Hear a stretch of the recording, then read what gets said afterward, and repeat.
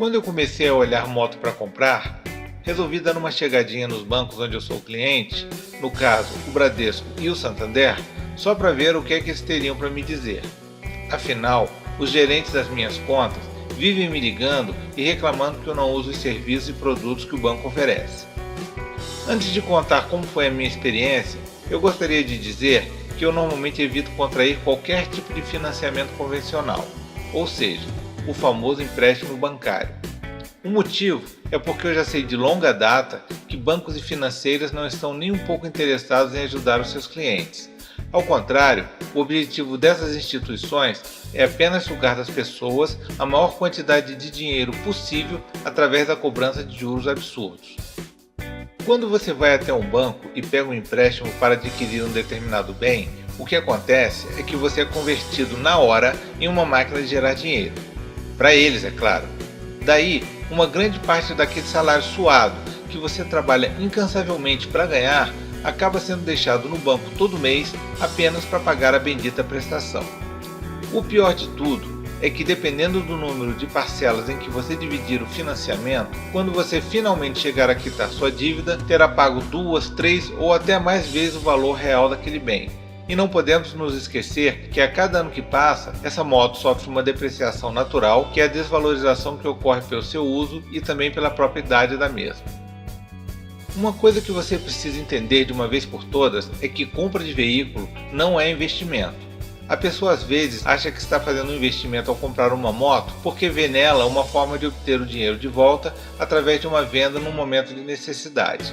Só que isso não é investimento. Investimento é quando você coloca uma certa quantidade de capital em uma aplicação financeira e, ao término de um prazo pré-estabelecido, esse capital retorna às suas mãos acompanhado de um determinado lucro. O dinheiro obtido na venda de uma moto é apenas o pagamento por um bem e dificilmente você obterá lucro na revenda da mesma. Em geral, você sempre perderá dinheiro entre a compra e a venda de uma moto. Sendo assim, apenas compre uma motocicleta pelo que ela pode lhe proporcionar em termos de uso, no caso, transporte ou recreação, mas nunca pensando nela como investimento, porque isso não existe, ok? Mas voltando à visita que eu fiz aos meus bancos, eu vou resumir a história e ir direto ao ponto. A moto que eu estava interessado em adquirir era uma Dafra Kansas 2009, no valor de R$5.000. Pois bem, o financiamento dessa quantia ridícula sairia por nada menos do que 36 parcelas de R$400, ou seja, seriam 3 anos pagando R$400 todo mês para conseguir colocar a Kansas na minha garagem. A conta bateu igualzinha, tanto no Bradesco como no Santander. Pois eu, que não sou bobo nem nada, puxei o celular do bolso na hora e, ali na frente do gerente mesmo, abri a calculadora e fiz uma conta simples. Eu multipliquei o número de parcelas, 36, por 400, que era o valor da mensalidade. Pois vejam vocês que eu descobri que uma moto de R$5.000, ao final do financiamento, sairia por nada menos do que R$14.400, ou seja, praticamente o equivalente a 3 motos iguais. Quer dizer, depois de quitar a minha dívida, eu teria visto simplesmente sumir do meu bolso quase R$10.000. Aí nessa hora sempre tem um que chega e diz que não existe dinheiro que pague a realização de um sonho. Concordo. Quer dizer, concordo em parte. O grande problema nisso tudo é que depois que a gente fica sabendo o tamanho da sacanagem feita pelos bancos ao consumidor, não tem mais como simplesmente ignorar uma patolada desse tamanho dentro do nosso bolso. Eu pelo menos não consigo. Mas voltando à simulação do financiamento, eu fiz ainda umas outras continhas rápidas ali mesmo na mesa do gerente, e que depois, no final desse vídeo, eu vou ensinar como é que faz.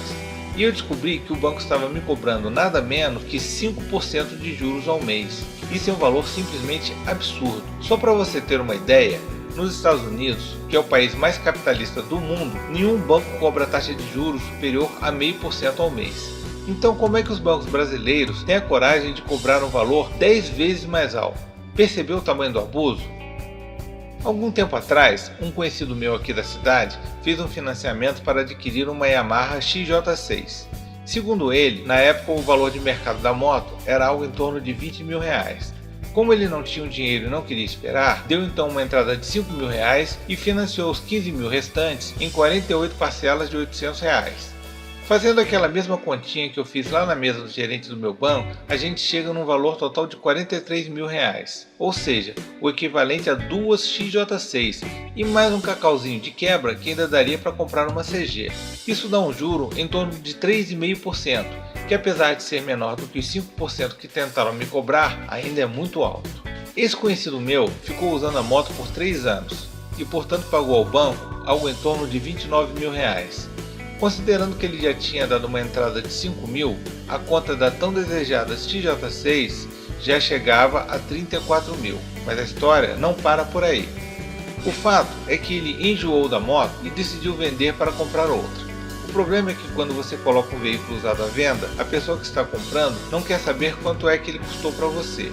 O que o comprador quer é pagar o preço de mercado. E se ele tiver dinheiro na mão para comprar a sua moto à vista, pode ter certeza que ele vai fazer uma oferta bem abaixo da famosa tabela FIPE. E a parte mais triste disso é que você vai aceitar a oferta dele, porque vender veículo usado está muito difícil. Mas voltando ao caso do rapaz da XJ6, para encurtar a história, ele acabou vendendo a moto para um outro cidadão que pagou a ele 10 mil em dinheiro e assumiu as 12 prestações restantes de R$ 800. Para o novo dono da moto, foi um excelente negócio. Agora, vamos ver como é que a coisa ficou para o dono anterior? Ele tinha dado 5 mil de entrada e pagou mais 29 mil em prestações ao longo de 3 anos, o que totalizou R$ 34 mil em despesas. Só que no dia em que ele vendeu a moto, recebeu do comprador apenas 10 mil de pagamento. Sendo assim, para onde foram os outros R$ 24 mil? Exatamente, para os cofres do banco. Ele simplesmente jogou na lata do lixo nada menos do que R$ 24 mil e com o dinheiro que sobrou, ele compraria no máximo metade de uma XJ6. Eu poderia ficar aqui contando sem parar diversas histórias, mas eu acho que você já percebeu como uma coisa é injusta. Não é à toa que quando alguém decide renegociar uma dívida, sempre consegue obter uma decisão favorável. O motivo é simples, tanto a justiça como o senso comum reconhecem quão absurdas são as taxas de juros praticadas pelas financeiras. Em geral, quando alguém pega um empréstimo para a compra de uma moto usada, invariavelmente a história nunca terá um final feliz. Na melhor das hipóteses, essa pessoa honrará religiosamente todas as mensalidades até a última prestação e após quitar a dívida se tornará finalmente proprietária da moto, mas é claro, depois de ter pago por ela muito mais do que ela realmente vale. Já na pior das hipóteses, a pessoa perderá o fôlego no meio do caminho e das duas uma. Ou repassará o financiamento da moto para outro próprio coitado e com sorte recuperará uma pequena parte do que gastou nas prestações, ou simplesmente irá desistir de pagar as mensalidades. Nesse último caso, a moto que está alienada em nome do banco será tomada de você e irá a leilão. Ou seja, nessa equação, não importa qual seja o resultado da conta, o banco sempre ganha e invariavelmente quem perde é o cliente. Aí resta a pergunta, então quer dizer que você não pode nem sequer pensar em pegar um empréstimo para comprar uma moto usada? Bem, a única pessoa que pode lhe responder essa pergunta é você mesmo, afinal, cabe a cada um escolher o que deseja ou não fazer na vida. A missão desse vídeo é simplesmente mostrar a realidade de um financiamento para a aquisição de uma moto usada. Como você vai usar essa informação é você quem decide. Mas agora que você já sabe como funciona o sistema financeiro, pense bem antes de sucumbir à tentação de pegar um empréstimo para não chegar depois lá na frente e descobrir que acabou com uma verdadeira batata quente nas mãos. Mas caso desejar fazê-lo mesmo assim, pelo menos agora você já sabe que ao comprar uma moto de um determinado valor, quanto estará realmente pagando por ela. Não deixe de assistir também o segundo vídeo da série Vale a pena financiar uma moto usada?